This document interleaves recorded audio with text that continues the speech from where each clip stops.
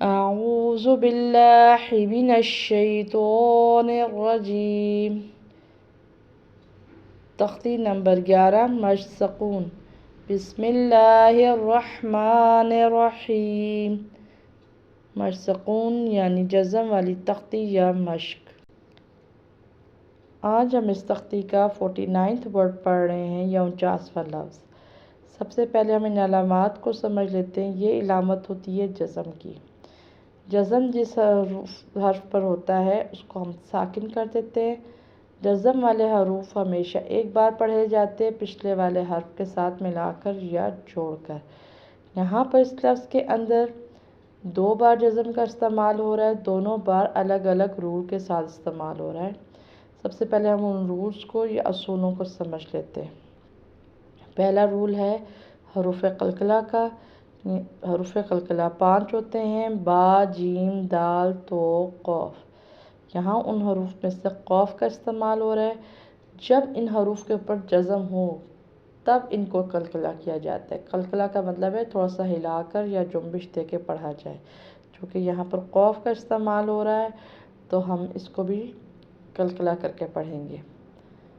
قلقلہ کرنے کا طریقہ یہ ہے کہ جس مخرج سے یعنی منہ کے جس حصے سے یہ حرف ادا ہوتے ہیں وہاں سے آواز 2 بار ٹکرائے، یعنی کہ آواز 2 دفعہ ادا ہو۔ دوسرا رول ہے حمزہ کا۔ حمزہ ہم اس کو اس لیے کہہ رہے ہیں کیونکہ الف جب خالی ہوتا ہے یعنی اس پہ کوئی حرکات نہیں ہوتی، کوئی جزم نہیں ہوتی، خالی ہوتا ہے تو تب اس کو الف کہتے ہیں۔ ابھی یہاں پر چونکہ اس کے اوپر جزم کی علامت ہے تو یہ حمزہ بن جائے گا۔ اور حمزہ جب ساکن ہو یعنی جب اس پہ جزم ہو تو اس کو تھوڑا سا جھٹکا دے کے پڑھتے ہیں۔ اور یہاں پر رو ہے، رو جو ہے جب اس پہ زبر ہو تو اس کو پر پڑھتے یعنی موٹا پڑھتے ہیں۔ اب ہم پڑھتے ہیں لفظ کو۔ حمزہ پڑی زیر قوف ساکن اق۔ رو پڑی زبر حمزہ ساکن رو اق رو۔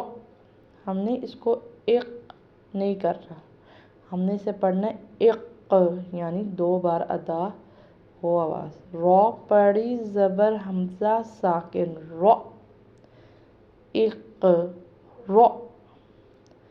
آسان لفظ ہے، آسان رولز ہیں، آپ پریکٹس کریں، انشاءاللہ آپ کو جلد آ جائے گا۔ اللہ حافظ۔